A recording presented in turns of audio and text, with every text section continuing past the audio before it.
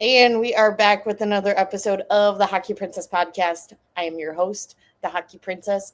We have Chris, the old guy, once again. Folks, we are back to a regular episode. We've had a couple of episodes that, have deviated from the plot a little bit. Very fun episodes. But we're back to talking about some hockey. How you feeling, Krusty? I feel good. Does it feel weird for you? Because it feels weird for me that we don't have to wait until October.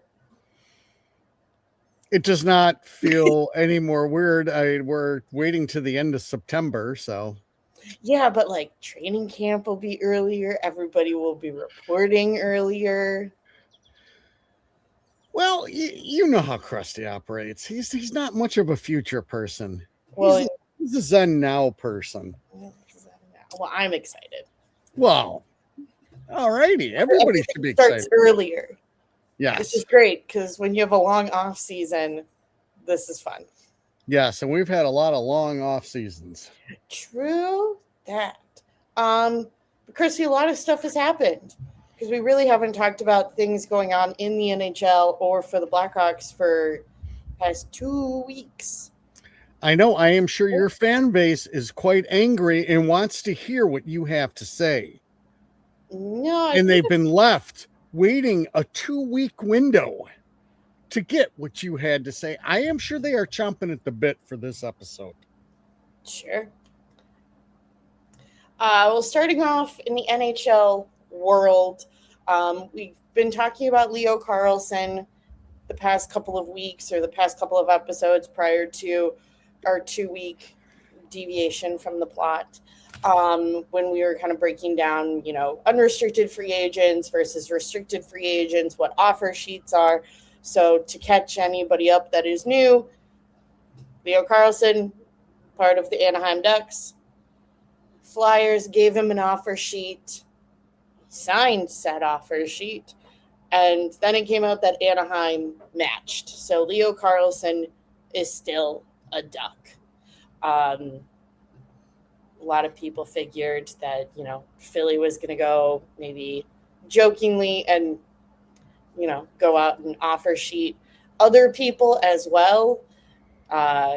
See how many number one centermans can they offer sheet until Philly gets a number one C.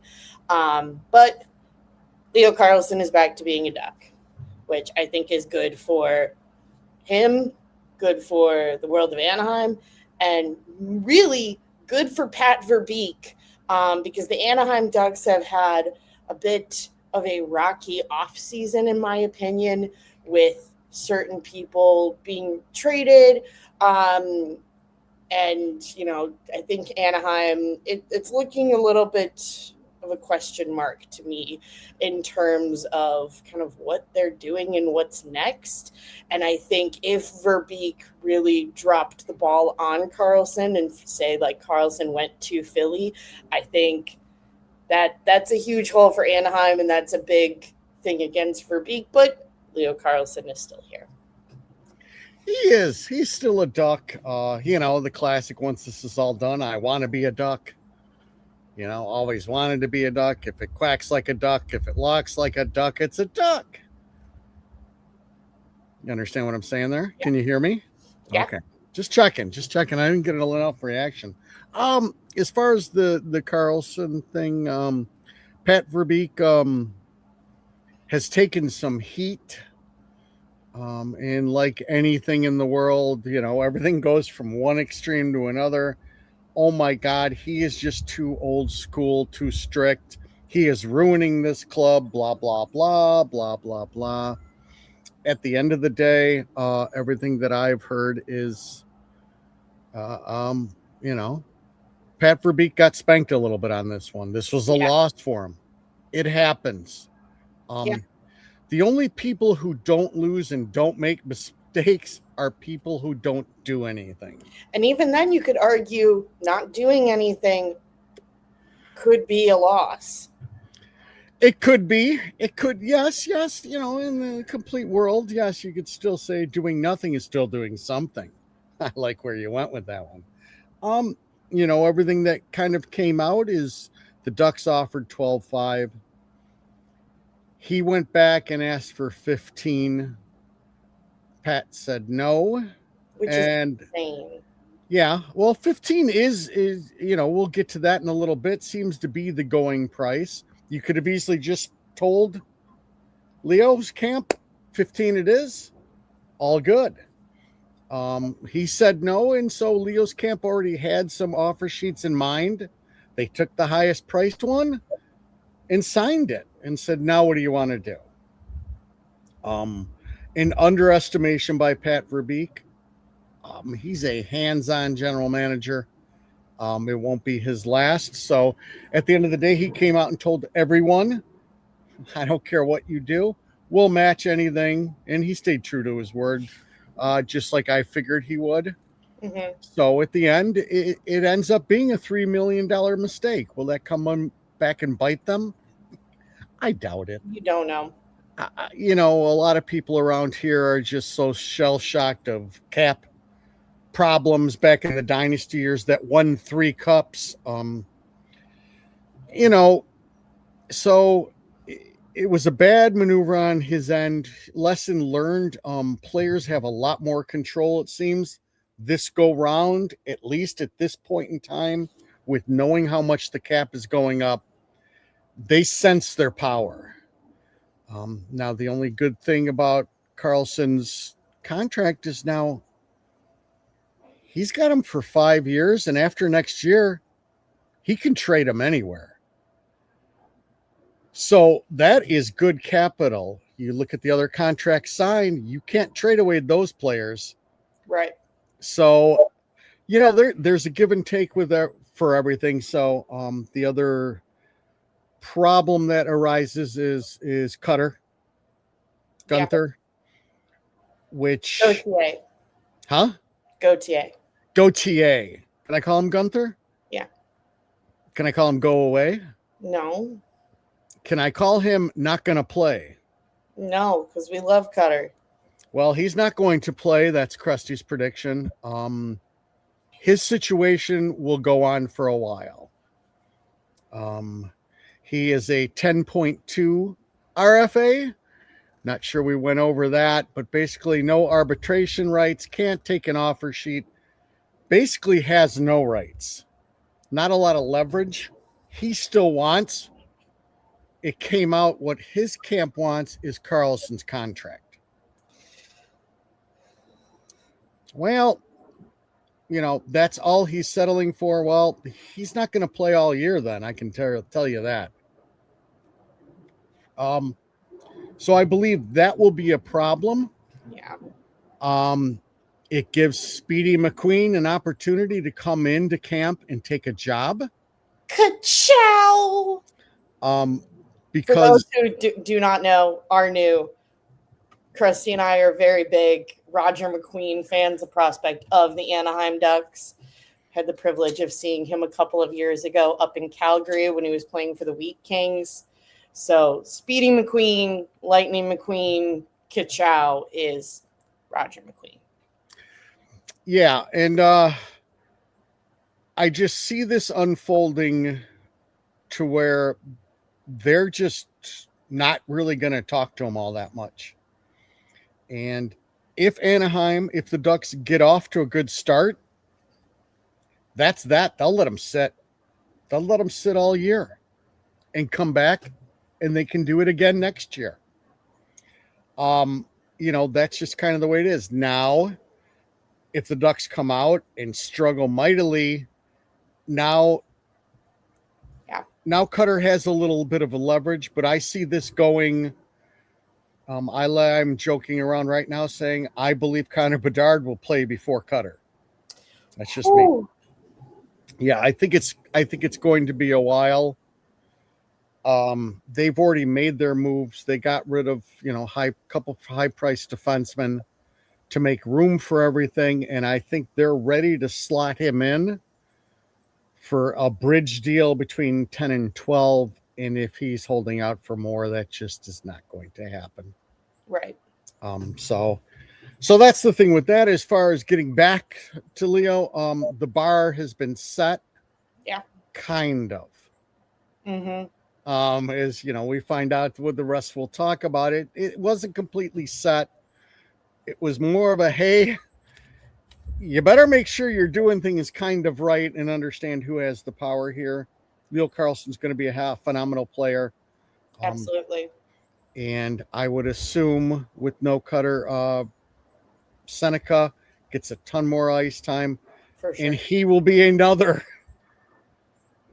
a good problem to have problem at the end of next year with his RFA coming Yeah. up. So, um, you know, just the way it is. So that's my take on the first one, which basically blew everybody away. I don't know if that was the smartest move by Danny Briere, but he's gotten a lot of traction out of his home fan base saying, look at what I'm willing to do. That exactly. I do agree with that. And I think the biggest thing is why not? If you're Danny Briere, why not offer sheet? It doesn't cost you. It will cost you if the player signs and if the other team does not match. But it doesn't cost you anything to send out the offer sheet. Well, we know what it costs. It costs 4 first rounders. But if things fall into place, but to just send the offer sheet to Leo, the other costs come in, if things fall into place and you end up getting the player.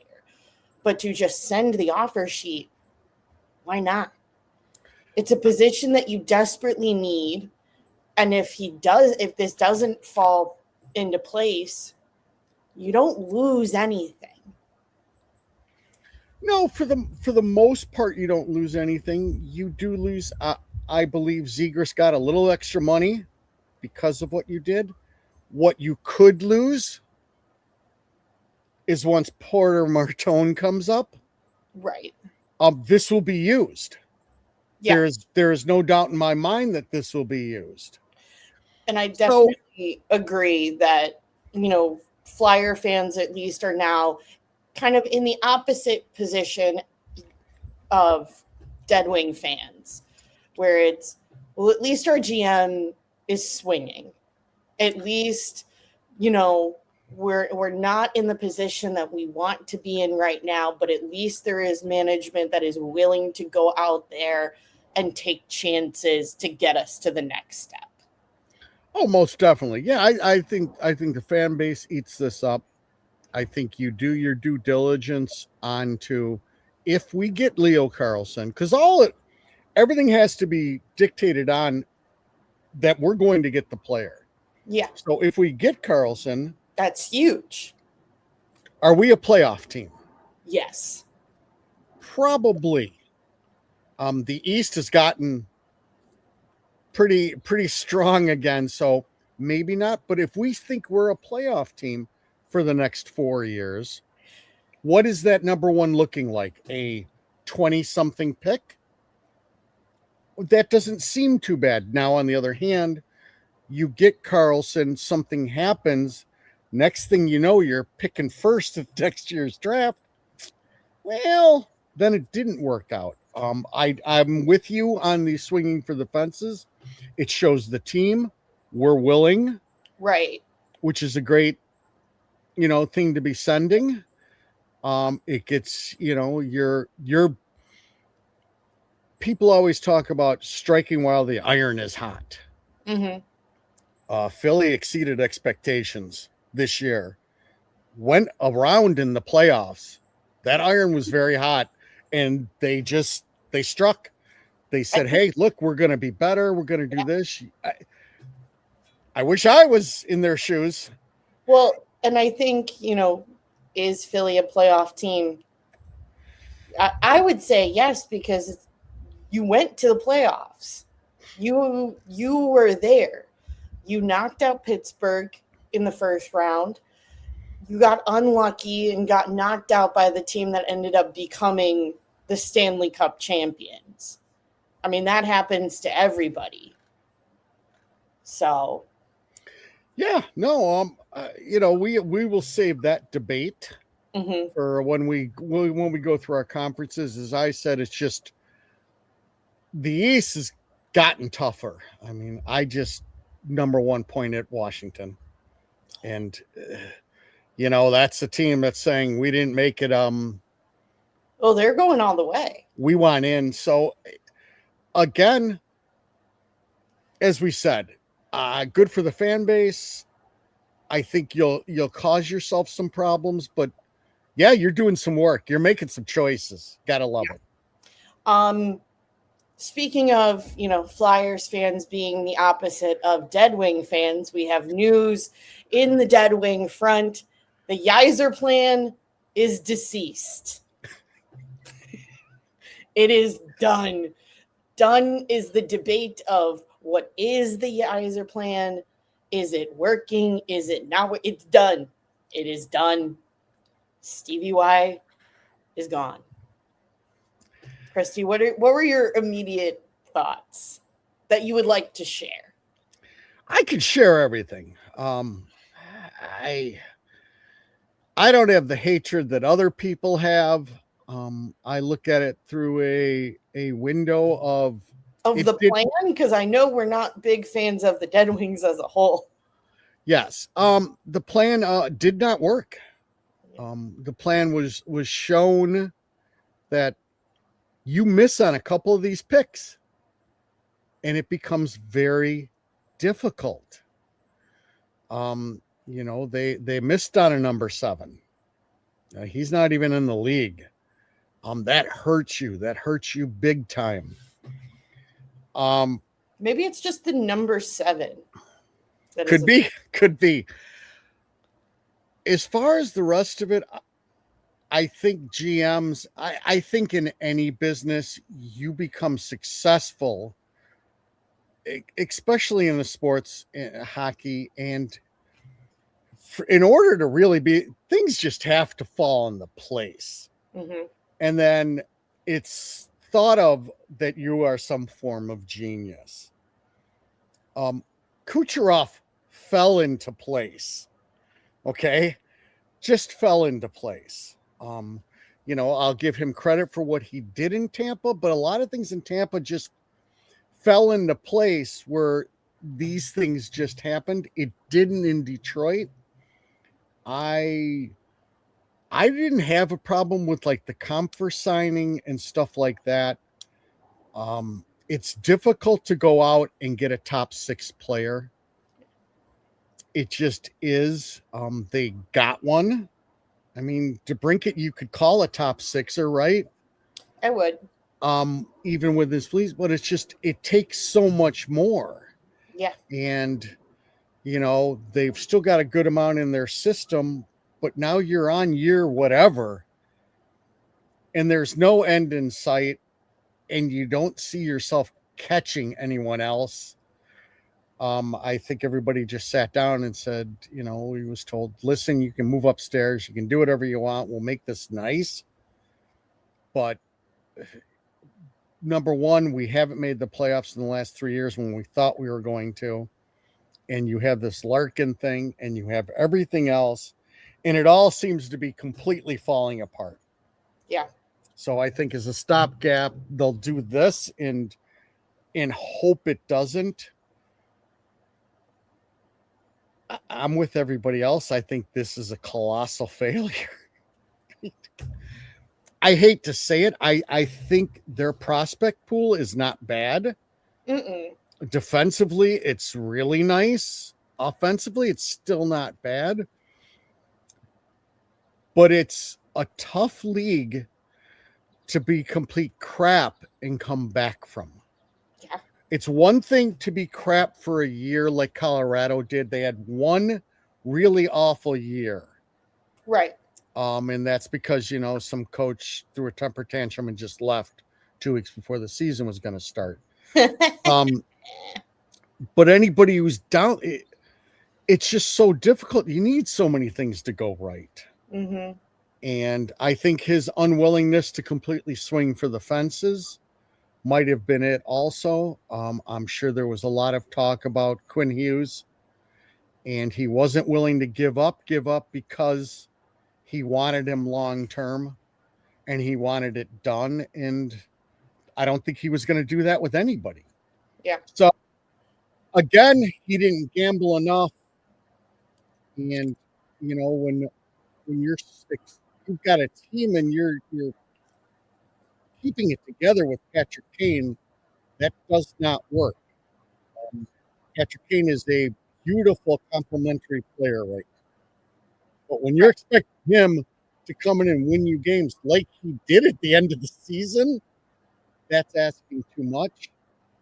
They have another talented forward also. It's just not enough. There's a lot of people rejoicing, a lot of people having fun with it. I can tell you. Yeah. I'm very interested to see the speed the speed in which if Larkin does get dealt, like to where, how quickly, or at all, maybe this is a piece to appease Larkin. Because I know that they didn't have the best relationship in recent years. So I'm very curious to see what this looks like for Larkin and just kind of how Detroit looks this year. I'm curious. I'm very curious. Well, sure. And if you're a fan of the drama, this is drama This central. is great. This is absolutely fantastic.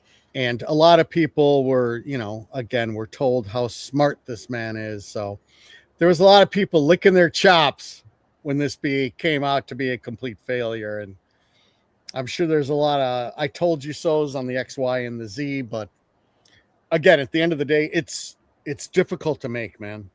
Oh, completely.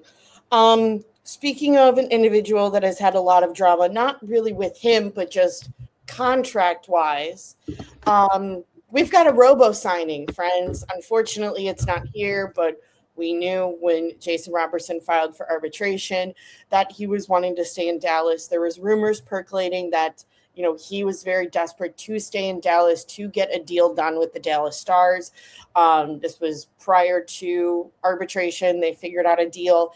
It is a 1-year, $12 million. I think immediately I was surprised by the length or the lack of term for this contract. But Krusty, as you pointed out to me, and I did more deep diving, on our great friend, the Puckpedia, Jamie Benn and Tyler Seguin come off the books at the end of this year. And while Jamie Benn does not have a hefty contract, Tyler Seguin is sitting at 9.85. So there's a possibility that Seguin either gets dealt or Seguin is done at the end of this year. Either way, I really don't see another contract being had with the Dallas Stars with Tyler Seguin. So I'm leaning towards thinking that he may be done. And I think that in itself opens up more cap for Jason Robertson next year if there's still the big if he wants to stay in Dallas and get more term and get more money. I think Seguin coming off the books at the end of this upcoming year, quite frankly, fixes that problem. Yeah, it definitely does. For the following year, they'll have $32 million of cap space. So everything points. That's where he wants to be. Yeah. He came up. Him and Rope Hintz played together for a year for the Texas Stars. I think he's got a really good thing there. That's a very good team. Yeah. He just wants to be paid, and he would like a little bit of his control with this contract. He's a UFA. Yeah. He can go sign anywhere. So, your Chicago Blackhawks have the opportunity to pay this man a boatload of money and cost you nothing. Do it. So I'm sure that's going to be out there. I'm sure they'll work on trying to sign him long-term throughout the season, but that usually gets a little sticky. So it's still a thing to look at. But as you stated, I think at the end of the day, this is where he'd like to be. Yeah. This is a winner. He is like everybody else. He goes, I'm sure he's like, I want my at least 15 million. Right. And, they were not in a position to pay him that this year. They are up against the cap now with the 12. They basically went to all the money they had left. They said, here. Right. And that got him to the 12. So I think it was just a way of making it work, and they'll redo and sign longer term for after that. I think as well. Also, because I'm thinking if you're Dallas and you have this incredible hockey player that is Jason Robertson, and he has been vocal that he wants to be there, he wants to work something out. This is the team that he wants to win with. Why wouldn't you make it work? Why wouldn't you make something work for a guy that is committed and has bought in to win here? Oh, I completely agree. These are really smart people who have been doing this a long time as far as agents, general. It's a game. And it's a high stake game where you've got to take all of that out. Yeah. It's just part of it. The trade or the supposed trade to Seattle, that's all part of it. It's posturing. It's what these guys do. Maybe it's a shot to say, listen, we can move on from you. You don't have all the leverage.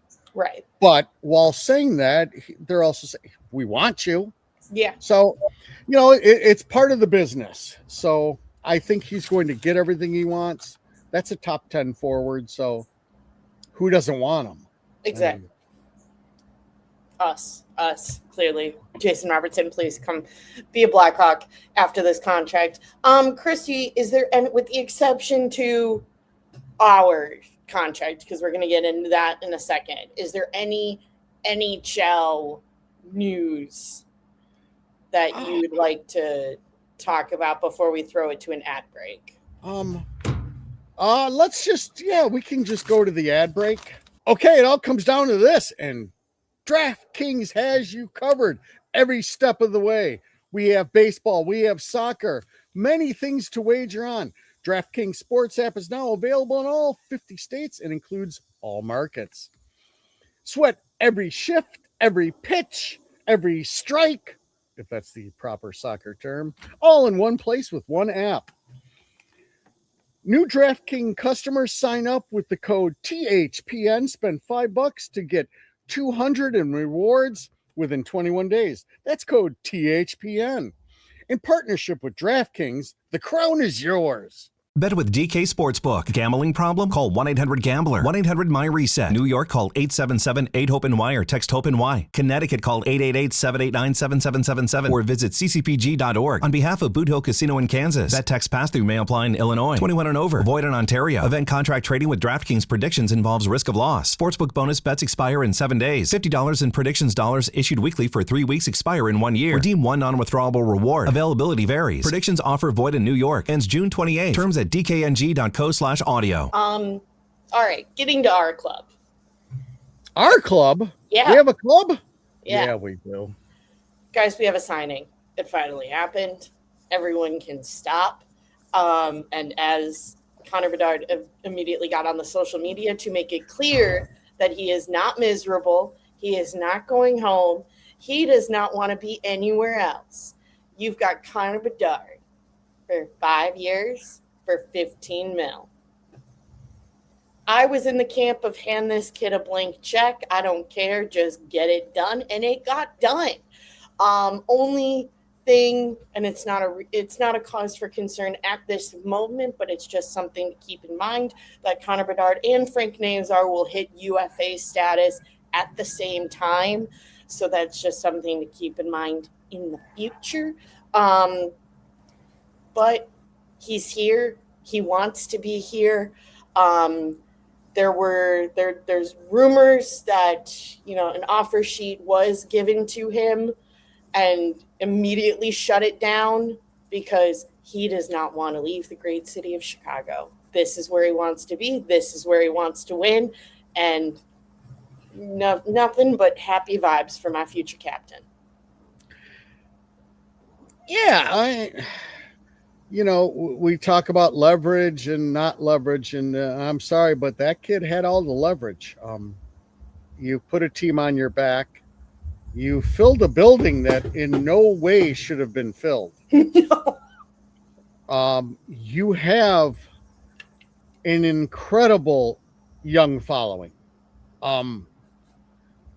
I mean, just incredible. We saw that when we were in Canada, and the guy didn't even play, and there was like 100 kids with signs for him.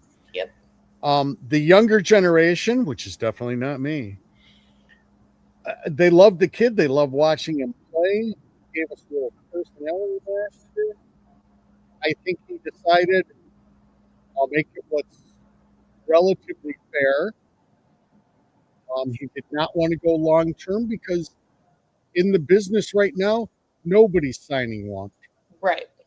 They want to see where this cap continues to go. You want to take as many swings as possible in that sweet spot of your career to maximize your dollars. That's what your agent is supposed to do. Yeah. As far as all the worry, well, it's just 5 years. What happened? Listen, if this team still isn't any good in 5 years, what does it really matter? Yep. What are you saying? Well, if we just get him for 2 more, things will get better. You're on the clock. It is plenty of enough runway. I know I've never been told how long this plan is supposed to take, but I'm telling you the plan better end in 5 years. And it better end with a Western Conference final at the minimum. Yeah. Anything else, I consider failure. Yep. You don't make people watch this kind of crap for so long and say to just make the playoffs. So, good on the kid. He's a good, fun kid. I think there's a certain context that goes with him because of the disconnect from like a fan base of my age.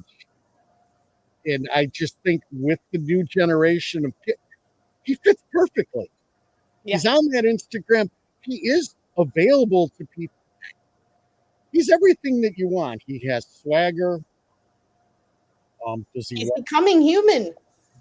I think he always was human. I think him, like other players before him, there's a certain amount of respect that you want to have coming into this league. Right. I'm referring more to the, I've never taken a vacation. I don't eat junk food. I can't, first year Connor was a little Sid robot-esque.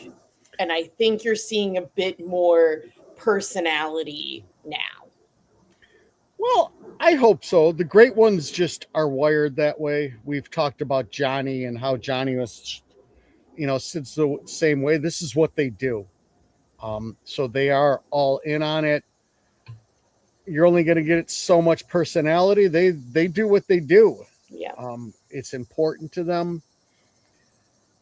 There's got to be no better feeling than being able to bring up a franchise and bring them to the top and know that you are a main part of that. Yeah. Has got to be phenomenal. So I think that's what he's looking for.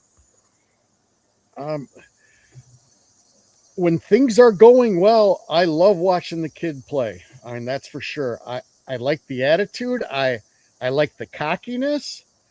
I just need people around him to back him up. Yeah. But I think it's a great deal for all around. He loses 1 year of UFA, which again is commonplace right now. It's kind of the way these contracts are going. Yeah. So very excited for him. Unfortunately, I forget if we've covered this or not, but Connor is going to be out for quite a bit of time, having shoulder surgery. It was not the same shoulder as the one that Braden Shen took out this past season. It was the other one. Christy, we went into a little bit of a discussion yesterday, but is Connor Bedard's centerman journey coming to an end? I don't like to be controversial. I think it's something that needs to be looked at. Mm-hmm. When we talked about this at your at dinner, I brought up Josh Norris, who I don't believe for Buffalo is taking faceoffs anymore, who has had major shoulder problems.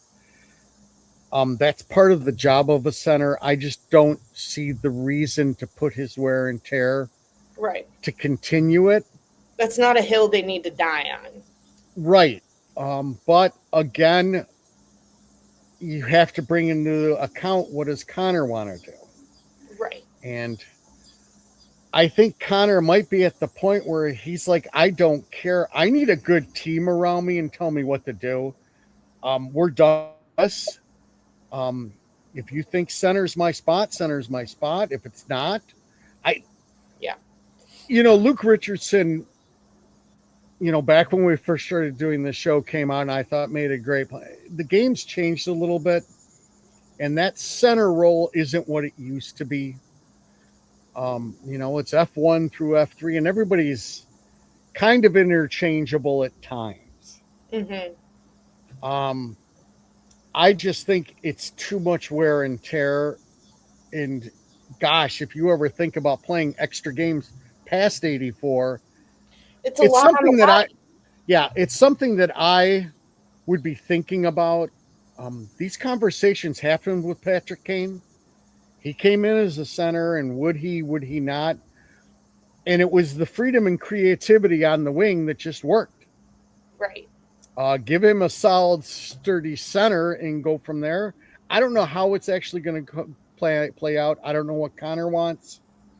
Well, good thing we have a nice, solid, sturdy centerman that wears number 16 that I think would fit quite nicely. Or at least I think they should try out. Anton Friendel is your number 1C. Put Connor to the wing.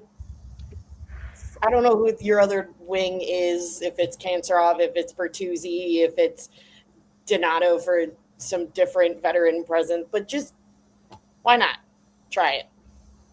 Well, I mean, things are definitely lining up where you have the opportunity for people to take jobs.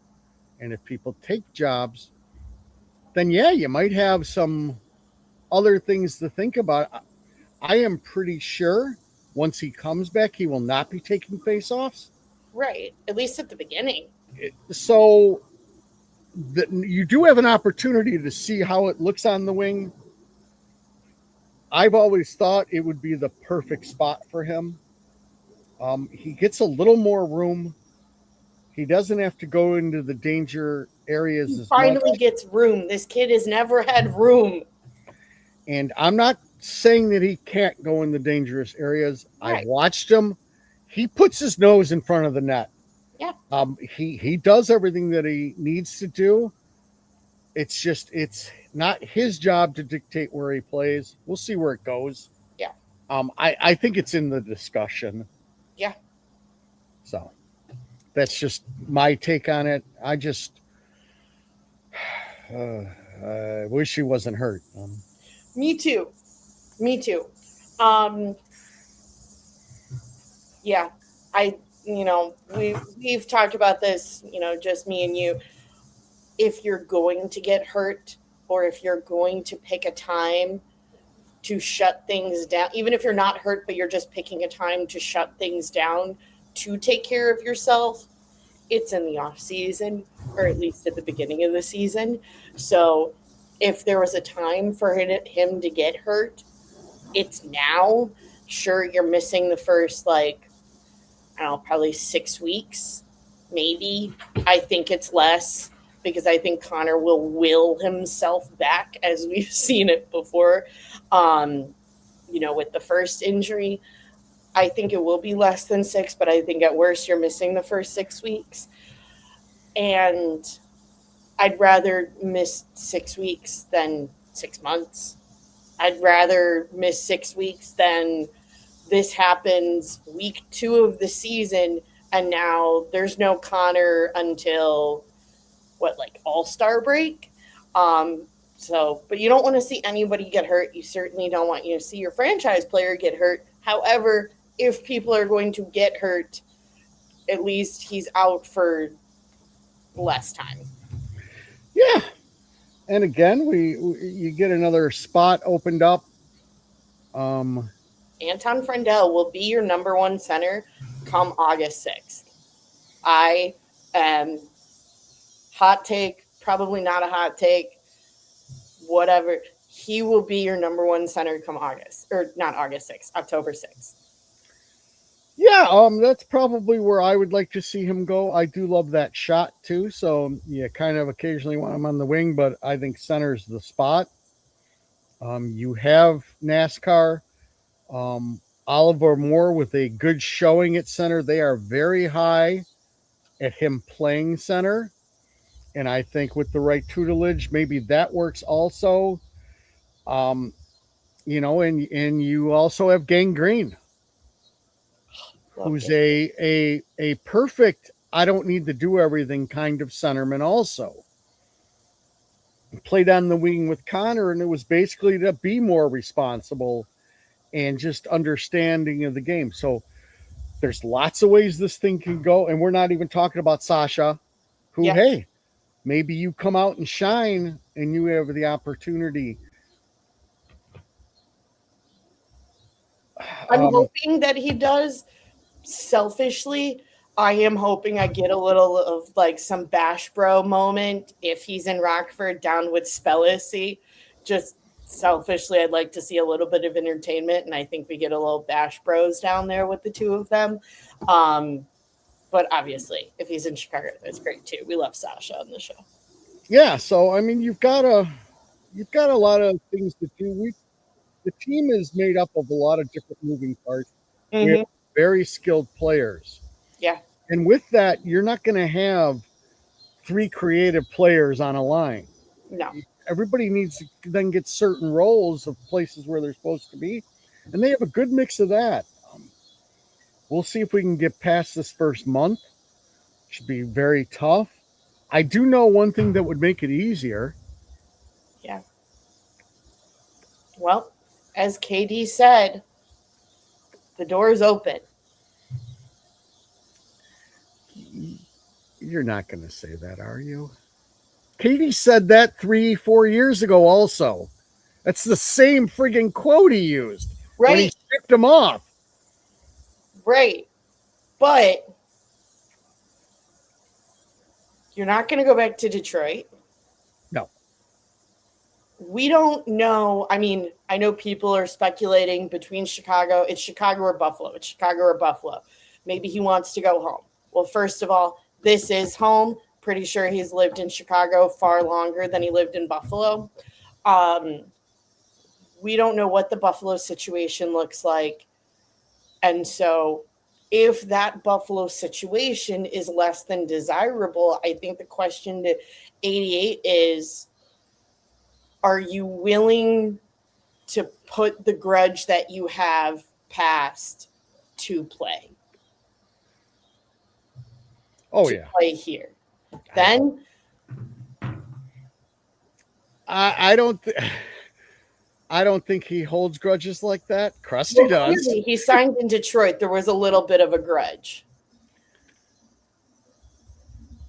Going to the Red Wings, there was a little bit. Oh yeah, I think so, but I think he wanted to stay in the Midwest. He wanted to be closer to home. It was an opportunity. Yeah, is there a little bit of a grudge? Sure. The fact that they want you back is enough to say I told you so. Yeah. You know, this is something he's known all along. Would he be a great mentor for that room? Oh my God, yes. Oh my God, yes. That is a player that walks into the room that can start to preach. It's about winning. Right. And has won. So I am unbelievably behind all of this. I know there's a lot of noise behind it. I don't like to get too crazy about it and get my hopes up. From Krusty's standpoint and sitting in his seat, do my games get a lot more entertaining with 88 on the ice? Oh, they sure do. They sure do. And I think not only that, obviously games get more entertaining with 88. When Connor comes back, is that like because obviously nobody comes back to playing in the NHL at 100% from whatever their injury is. They're probably at 85 or 90%. Like they're not at 100% no matter what the injury is. Is that time period, that beginning time period when Connor comes back, easier with 88? There's less on him. Oh, there sure is. You know, part of this was to organically grow and blah blah blah and blah and blah. Does 88 there take pressure off the kids? Oh heck yes. After a real shit game, who's going to step up to the microphone? 88 will. He's a complete pro. So there's no downside to it. I'm hearing the tiny bit of downside to, well, what happens when Connor comes back? He might be taking power play one time away from Canceroff or Lardat. Fine. I go, you got to be friggin' kidding me. Fine. If Canceroff or Lardas wants power play one time, take it. You can take that away from Patrick Kane. Sure you can. But you have to take it. And if it's taken, Patrick Kane's not going to have a problem with it, because this team is a lot better if somebody's playing better on the power play than 88.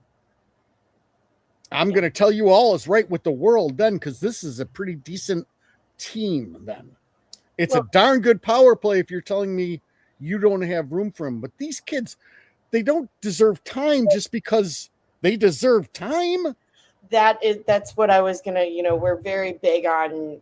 We're not the biggest fans of things that have been said by management of guaranteeing things for kids that are just coming over. No one should be guaranteed anything from top down. It should be who is performing the best. You get more. You're doing more on the power play. Great. You stay on the power play. You're not clicking on the power play. You come off the power play, or you go from 1 to 2. Nothing should be guaranteed. And so I don't want to be guaranteeing, and this is no offense to Roman Canceroff, I'm very excited to see him come September and October. But we should not be guaranteeing anything to a kid that has not played an NHL game over a player that has won. No. Yeah, I've already had my rants before about this whole blocking thing that I consider the stupidest thing around. Yeah. Nobody blocks anybody, whether that's at the workplace of anyone. You really want a promotion, you're working your ass off for a couple of years and you're taking it. That's just kind of the way it is. Granted, there's politics and certain things, but there's a little less in the sporting world because it's about results. Yeah.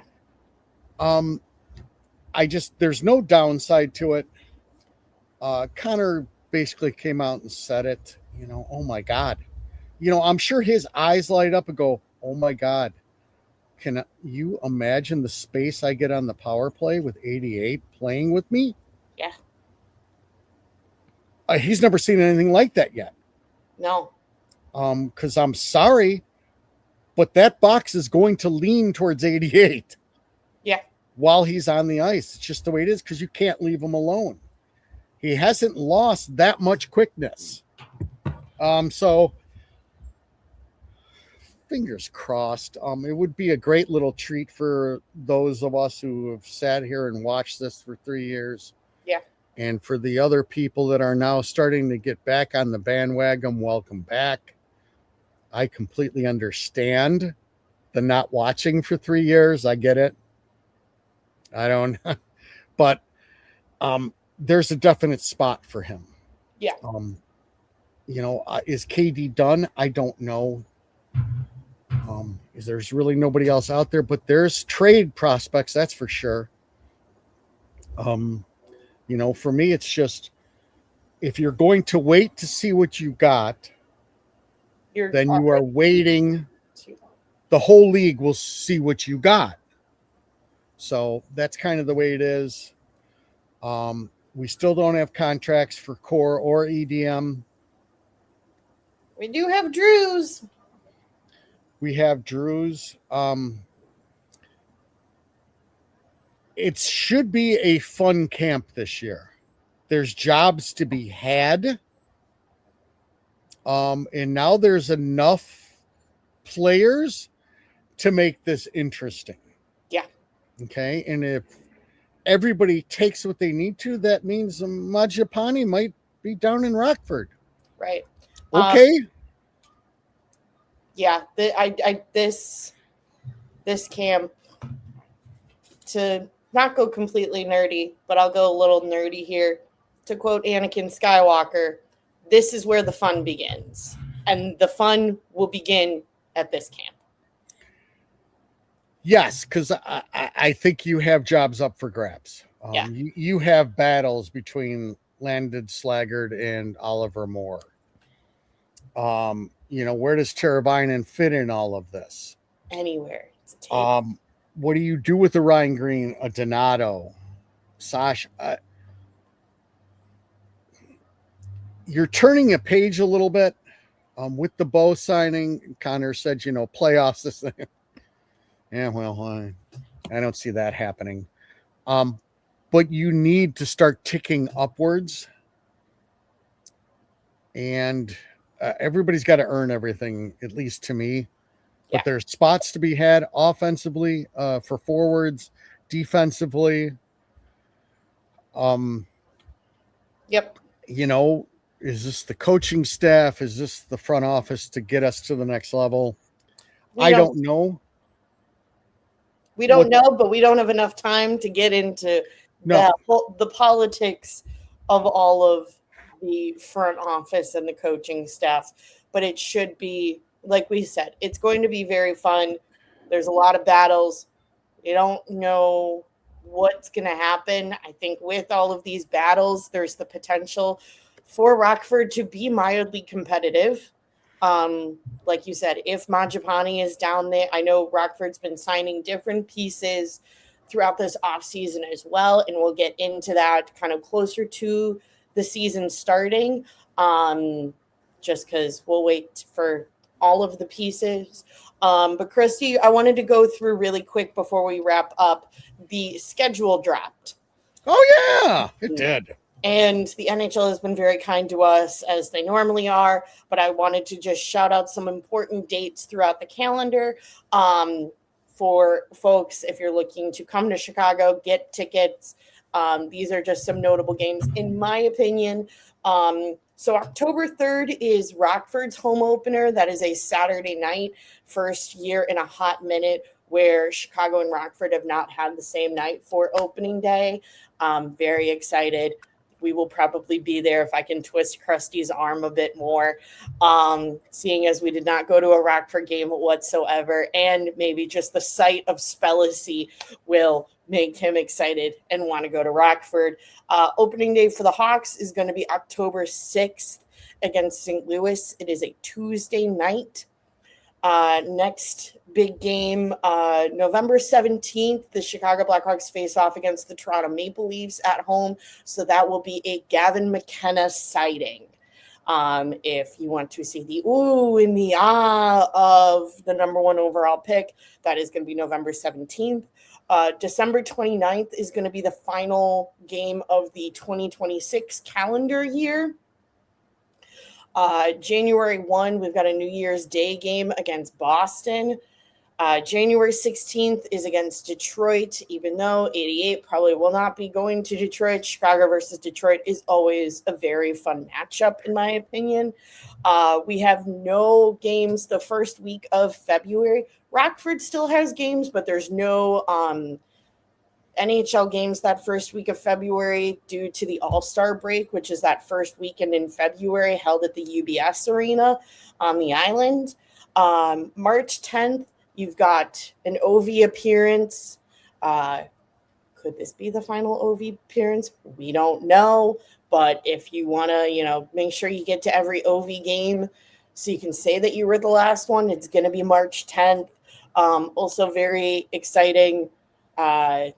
For me, this will be an Ilya Protas sighting. Hopefully, young prospect for the Washington Capitals that I like to joke, but also will not joke, that should be in the Calder race with McKenna. March 16th, you've got a Chicago versus San Jose, so a Connor versus Mac matchup. March 28th, if you are like us and sometimes you like to avoid the family on Easter Sunday, we have an Easter Sunday game once again. Many, many moons ago, it used to be the final home game usually, but that is March 28th. And then April 10th is going to be the final home game of the season. They threw an Easter Day game in? Yes. Wow. Are you able to edit out that, if you're like us and you don't want to go to family events in case my family's listening? No. Wow. That's not right.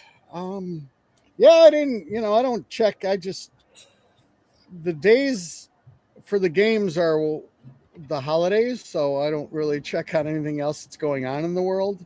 But now that you pointed that out to me, yeah, I'll be yelled at for that one. Oh, well. But it'll be a good fight for Hockey Princess to see if, she's going to that one. There's a lot of other family members that like to go too and skip stuff. Yeah. So it'd probably be a hot ticket. As far as me, the scheduling that, I like to bring up, this is a Krusty schedule. Yes. Krusty has finally gotten his gift from Krusty spending a lot of years starting work at 5 a.m. Trust me, a 7 o'clock start as opposed to a 7:30 start is a lot different. Yes. Granted, I know what your audience is going to say. Why does it matter to you, Krusty, now? Okay, it really doesn't because, yes, I'm unemployed, but I'm looking for work somewhere. So those are people who want an old Krusty person to work, the 7 o'clock game is basically all year. Most of the weekend games are 6 o'clock starts. It's beautiful. And if they're not 6 o'clock starts, they're like 2 or noons. Yeah. Everything I want. So it gets me home a little earlier. Again, it has the shapings of being maybe a fun year. I can guarantee you one thing. They are now on the clock. Yeah. That's what we've been told. I understand that they have an excuse built in that 98 won't be playing at the beginning, but they're on the clock. Definitely on the clock. So the schedule works out real well. I'd look into it. There's a lot of great games to go to. Yep. Or you can go to away games. You can. Krusty and Hockey Princess will be traveling a little bit. Yep. I do know we will be in Toronto. So if we have any Toronto listeners that have cheap Maple Leaf tickets, Krusty, Krusty's down for that, Or if anyone in the Toronto area just has any recommendations, this will be a hot minute since Krusty and I have been there. Granted, I will be venturing over to Hamilton to see the sites of Heated Rivalry, but anyone that is listening in the Toronto area, any food recommendations, things to do aside from the game? Yes, we will be going to the Hockey Hall of Fame to, see Dunk. But if anyone has any Toronto recommendations, please send them our way because it's been a hot minute since we've been there. Krusty, any final thoughts for this week's episode?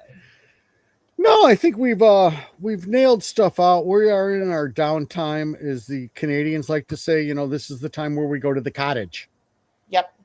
So Krusty's not going to go to the cottage, but this is breather time where I don't have to be hockey fixated and I can worry about a fantasy football draft that all of a sudden I'm just terrible at. There we go. All right, folks, just as a reminder, make sure to hit that like and subscribe on either Spotify, Apple Podcasts, Amazon Music, YouTube, however you watch or listen to us ramble on a weekly basis. That is all. And we will talk to you guys next week.